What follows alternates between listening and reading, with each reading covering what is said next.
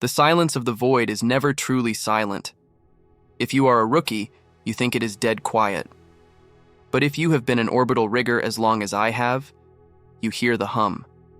It is the vibration of the coolant pumps in your suit, the rhythmic hiss of the carbon dioxide scrubbers, and the distant, metallic groan of the Estação Orbital Santos Dumont expanding and contracting as it passes from the shadow of the Earth into the searing brutality of the sun.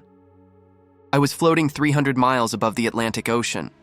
Below me, the massive spiral of a hurricane was churning off the coast of Bahia, a swirl of white violence against the deep blue marble. But I was not paid to admire the weather. "Control, this is Silva," I said, my voice vibrating through the bone-conduction microphone in my helmet. "Unit 47 is secured. Torque reading is steady at 150 Newton meters, initiating the diagnostic loop." "Copy that, Silva," the voice of Commandant Ribeiro crackled in my ear. He was down in Alcantara, safely tucked away in the mission control bunker. "Telemetry looks green from here. You are making good time. The Amazonia X constellation needs to be fully online before the solar storm hits in 48 hours. I adjusted my grip on my hydrospanner. My gloves were thick, pressurized polymers, but I could still feel the reassuring weight of the tool. I was a glorified mechanic in zero gravity. My job was simple: install the new line of Sachi-class communication satellites. These were supposedly the next generation of hyperfrequency relays, designed to penetrate the dense interference of the tropical storms that had become permanent fixtures in the southern hemisphere. I kicked my legs gently, my magnetic boots detaching from the hull of the deployment rack. I drifted toward the next canister. It was a sleek obsidian cylinder, about 7 feet long, bristling with antennas and solar panels that were still folded against its chassis like the wings of a sleeping bat. "Moving to Unit 48, I reported. I checked my wrist display, my data pad. Oxygen levels were at 85%. Suit integrity was 100%. The internal temperature was a comfortable 72 degrees. Just another Tuesday in the vacuum. I loved this job. I loved the isolation. Up here, politics, the rising sea levels in Recife, and the resource wars in the south did not matter. Up here, it was just physics, engineering, and the endless starlight. I floated over to the final satellite in the rack. It looked identical to the others, but as I clamped my tether to its maintenance ring, I noticed something odd. The finish on the metal was different. It did not have the standard matte black thermal coating of the AEB. It was smoother, almost oily to the touch, and it was cold. Much colder than the ambient temperature of the hardware should be in direct sunlight. "Control," I said, frowning behind my visor. "Unit 48 looks customized. Are we testing a new alloy on this batch?" There was a pause on the line, a pause that lasted 3 seconds too long. "Negative, Silva," Ribeiro replied, his tone clipped. "Standard specifications. Install it and return to the airlock. We have a launch window closing in 20 minutes. I shrugged, dismissing the unease. "Technicians do not get paid to ask why the metal is shiny. We get paid to bolt it down." I aligned the hydrospanner with the primary locking bolt of Unit 48. The tool whirred to life, a high-pitched whine that I felt in my forearm.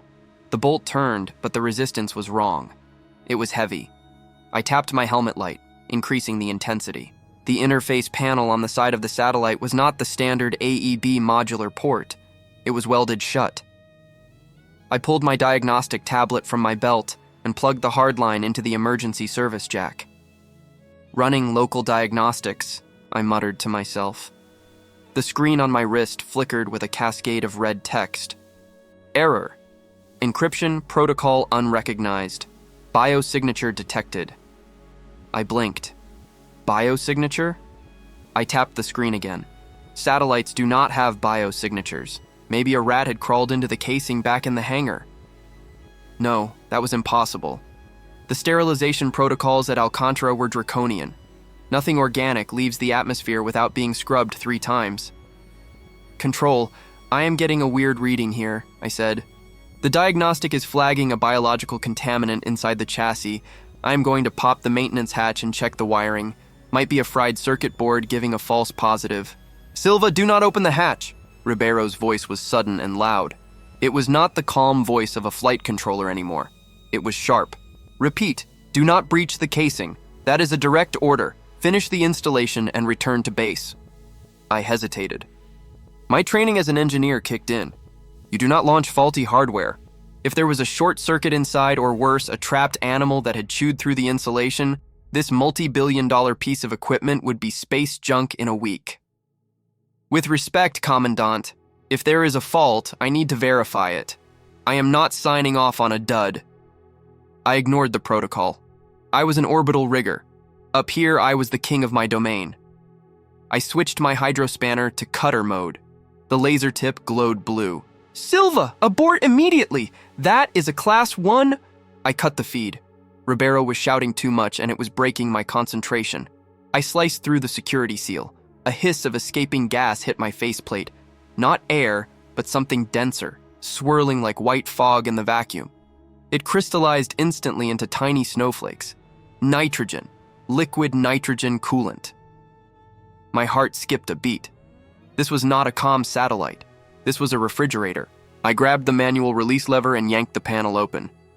The panel drifted away, spinning slowly into the dark. I expected to see circuit boards, copper coils, and waveguides. Instead, I saw glass. Reinforced, triple-paned polycarbonate. And behind the glass, bathed in a soft, pulsating amber light, was a face. I recoiled, my thrusters firing instinctively, pushing me back against my tether. I gasped, the sound loud in my own ears. It was an infant, a human child, no more than 6 months old. It was suspended in a thick, translucent gel. Tubes, thinner than hairs, were threaded into its tiny nose and mouth. Its skin was pale, almost translucent, and its eyes were closed in a peaceful, frozen slumber. The display beneath the glass window scrolled with text in a language I did not recognize. It looked like a mix of Portuguese code and complex mathematical equations. Then it switched to plain text. Project 2.0. Subject 01. Status stasis. "My God," I whispered. "What have they done?" Suddenly, the silence of space was shattered, not by sound, but by data. My suit's warning system screamed. "Warning! Proximity alert! Automated defense system active." The satellite I had just opened began to hum. The solar panels unfolded aggressively, locking into place with a violent snap. But they were not pointing at the sun. They were pointing at me. "Control!" I reconnected the comms line. "Control, what is this? There is a baby in here. There is a kid frozen in the satellite." Ribeiro's voice came back, cold and distant, devoid of the panic from earlier. "Silva, you have breached a classified containment vessel. You are now considered a biological hazard. The Santos Dumont is initiating sterilization protocols." "Sterilization? What are you talking about?" "I am sorry, Lucas," Ribeiro said, using my first name for the first time in 5 years. "It is for the future of the species." The line went dead. A red light flared on the hull of the space station, 50 yards above me. I knew that light. It was the targeting laser of the point defense cannons, usually used to vaporize incoming meteoroids. Now, the turret was swiveling. It was aiming directly at me and the floating coffin. Panic is a death sentence in 0G. I forced myself to breathe. Inhale for 4 seconds. Hold for 4. Exhale for 4. I had seconds before the PDC turret locked on. I looked at the satellite, the cradle. If I abandoned it, I could use my thrusters to dart behind the station's radiator fins. But the turret wasn't just aiming at me. It was aiming at the evidence. It was aiming at the child. "Not today!" I grunted.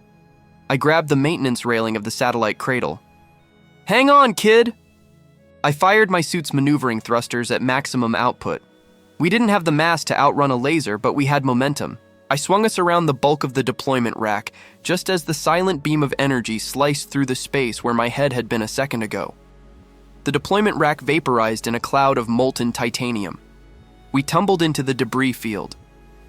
"Think, Silva. Think," I hissed. I was floating in the junkyard. a section of the station's exterior where discarded fuel tanks and old shielding plates were tethered before deorbiting. It was a chaotic mess of metal, but it was cover.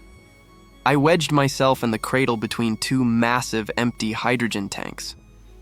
I clamped my magnetic boots to one tank and tethered the cradle to the other. We were hidden from the turret's line of sight, but for how long? I looked at the baby. The amber light was blinking faster now. The breach I had made had disturbed the thermal regulation. Warning: cryogenic stability dropping 80%. The kid was thawing out. And if he woke up in a vacuum without the proper revival sequence, he would die. I pulled out my data pad. I needed to hack the cradle's life support system. I was an engineer, not a doctor, but a pump was a pump, and a heater was a heater. Okay, datapad.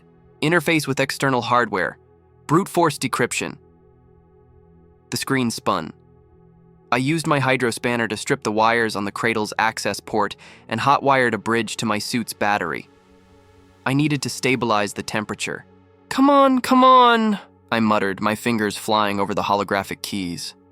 Access granted. I bypassed the wake-up protocol and routed power to the stasis maintainer. The amber light steadied. The baby's heart rate, displayed on my screen, remained slow and rhythmic. But I had a bigger problem. The Santos Dumont wasn't just shooting at me. The station was moving.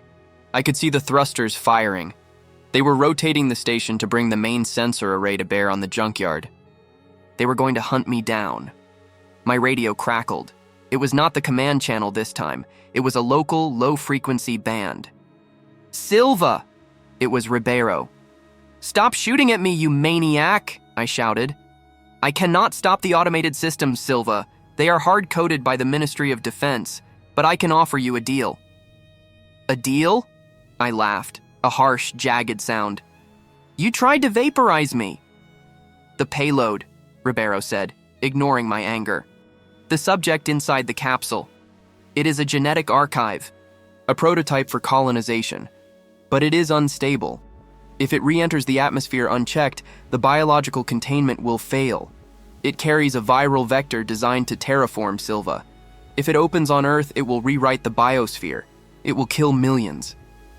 I looked down at the peaceful face of the infant. A viral vector? A weapon? Or was that just another lie? You want me to destroy it, I realized. I want you to detach the capsule, Ribeiro said. Push it into a decaying orbit. Let it burn up on re-entry. If you do that, I can override the defense grid. I can open the airlock for you. You can come home, Lucas. You can see the sunset in Rio again. I looked at the Earth below. The sun was rising over the curve of the planet, a blinding crescendo of light. I thought about my apartment in Recife. I thought about the taste of feijoada and the sound of the ocean. All I had to do was push this metal box away. Just let physics do the rest. I looked at the data scrolling on the cradle's screen again. I dug deeper into the files I had hacked. Project 2PUM. Objective. Preservation. Human Genome 2.0. Immunity. Solar radiation. Toxic atmosphere. Ribeiro was lying. This wasn't a weapon to destroy Earth. This was a lifeboat. The climate models, the ones the government kept secret, must have been worse than we knew. They weren't fixing the planet. They were creating a new breed of human that could survive on a dead one. And this baby was the first. If I destroyed him, I wasn't saving the Earth. I was destroying the backup plan. I was killing hope. Silva? Ribeiro asked. Do we have an accord? I looked at the baby. He had a name tag on the inner lining of the suit. Adão. Adam. Hey, Ribeiro, I said softly. Go ahead, Silva. Go to hell. I severed the comms link. There was no going back now. The station would be rotating into firing position in less than 3 minutes. I had to move. I couldn't enter the station. I couldn't stay here. There was only one way to go. Down. But you can't just jump from orbit. You would burn up like a matchstick. I needed a heat shield. I needed a ship. I looked around the junkyard. Hydrogen tanks, scrap metal, and then I saw it. Tethered at the far end of the rack was a Mula Sem Cabeza, headless mule drone. It was a heavy-lift cargo drone, essentially a massive engine block with a reinforced ceramic heat shield on the bottom, used to drop supply crates to surface bases. It was offline, waiting for maintenance. "That's our ride," I said to the baby. I grabbed the cradle and kicked off the hydrogen tank. We floated across the gap, exposed for 10 seconds. The station's sensors swept over us. Target lock detected. I know! I yelled at the blinking red light on my HUD. I slammed into the cargo drone. I didn't have the authorization codes to fly it, but I didn't need to fly it delicately. I just needed to drop it. I magnetically clamped the baby's cradle to the top of the drone, behind the shadow of the engine block, protected by the drone's bulk. Then, I tethered myself right next to it. Datapad, override the drone's safeties. Initiate emergency descent burn. Error. Authorization required. Override code, Engineer 00 Alpha. Command override, I screamed. It was a backdoor code every senior rigger knew, just in case a drone went rogue. Override accepted. Destination? I looked at the map. The Atlantic Ocean was vast, but I needed somewhere I could disappear.